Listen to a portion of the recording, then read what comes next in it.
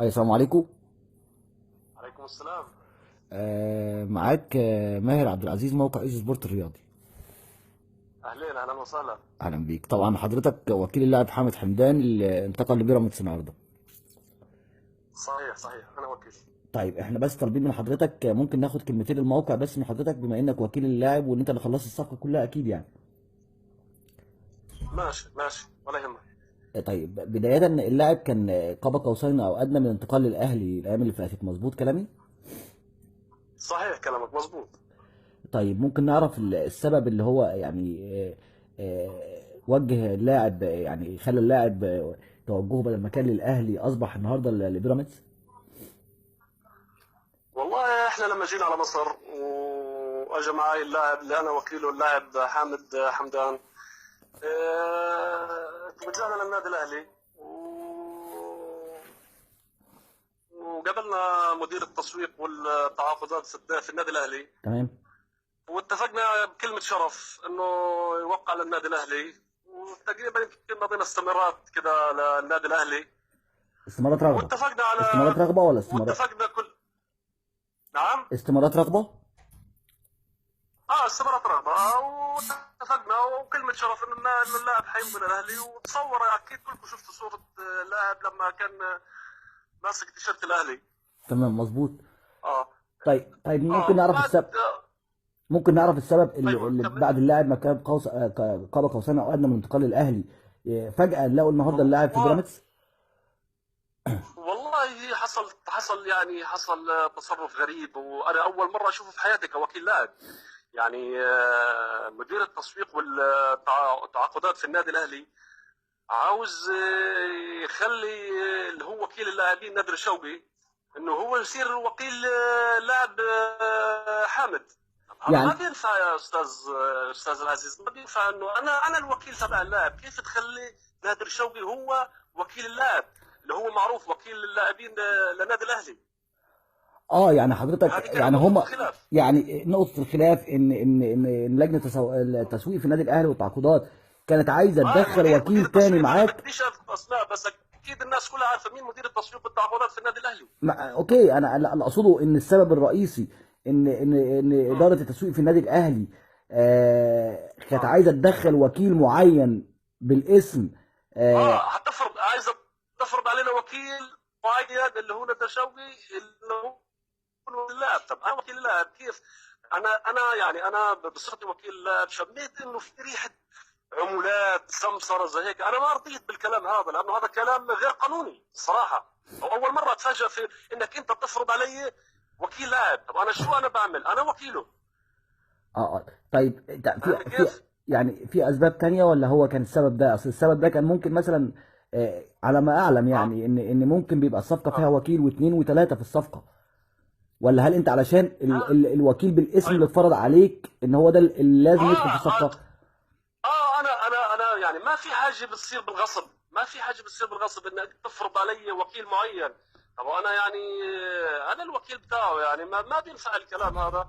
وبعدين يعني المعامله اللي تعاملنا فيها في النادي الاهلي، قعدنا بيجي 4 ايام نروح على النادي ما نلاقي اي احترام، ما نلاقي اي شيء. نقعد في الحديقه بتاعت الاهلي يا اخي، حتى في التدريبات ما رضيوا يعطوه تيشيرت او حاجه انه يتدرب مع هذا. يعني انا بصراحه تفاجات في الامور هذه، اول مره في حياتي اشوفها انك انت عموما تفرض علي عموما لاعب. انتوا طبعا، بعدين انه عموما انتوا منورين اه مصر.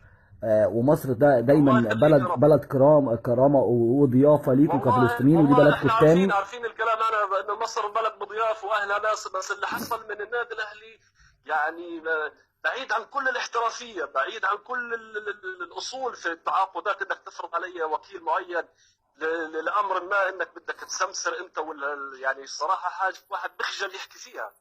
استاذنا، انت دخلت نادي الزمالك قبل كده، بما ان نادي الزمالك الغريم الغريم التقليدي للنادي الاهلي، يعني المنافس اه الاول اه في مصر. دخلت نادي الزمالك اه حضرتك؟ والله نادي الزمالك انا الصراحه يعني انا له جماهيريه كبيره جدا جدا في غزه، وانا كان نفسي انه يعني النادي اللاعب يلعب في نادي الزمالك، لانه نادي الزمالك يعني بقدر اللاعب المحترف وبقدر اللاعب المهاري.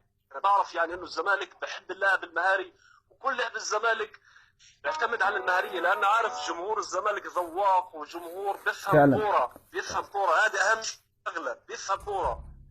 يعني انا بديش اضرب لك امثال مين كان في النادي الاهلي مهاريين زي حسين ياسر وزي مش عارف كثير كثير مهاريين ما نجحوا بالاهلي لكن نجحوا بالزمالك، لانه الزمالك بيعتمد على المهاريه وبحب اللاعب الحلو. طيب انت عرضت اللاعب على الزمالك او ولا ما عرضتوش خالص؟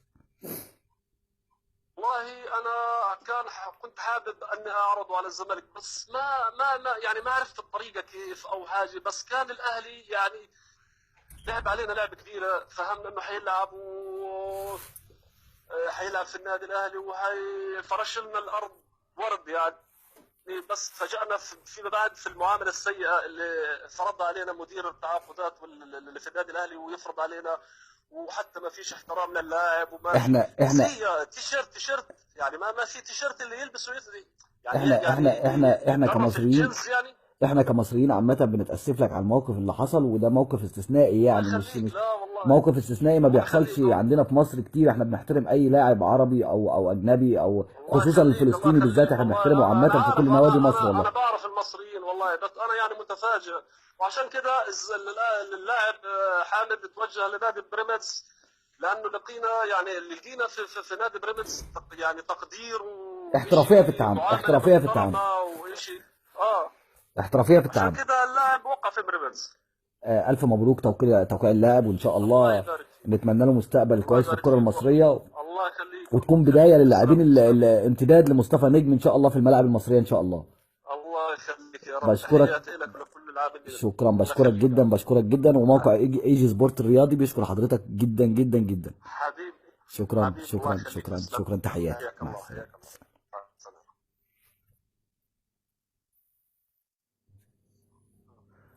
أي السلام عليكم. عليكم السلام.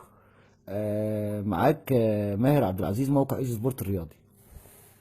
اهلين اهلا وسهلا. اهلا بيك. طبعا حضرتك وكيل اللاعب حامد حمدان اللي انتقل لبيراميدز النهارده. صحيح صحيح انا وكيل. طيب احنا بس طالبين من حضرتك، ممكن ناخد كلمتين الموقع بس من حضرتك، بما انك وكيل اللاعب وان انت اللي خلصت الصفقه كلها اكيد يعني. ماشي ماشي ولا يهمك. طيب بدايه، اللاعب كان قاب قوسين او ادنى من انتقال للاهلي الايام اللي فاتت، مظبوط كلامي؟ صحيح كلامك مظبوط. طيب ممكن نعرف السبب اللي هو يعني وجه اللاعب، يعني خلى اللاعب توجهه بدل ما كان للاهلي اصبح النهارده لبيراميدز؟ والله احنا لما جينا على مصر واجى معي اللاعب اللي انا وكيله اللاعب حامد حمدان، توجهنا للنادي الاهلي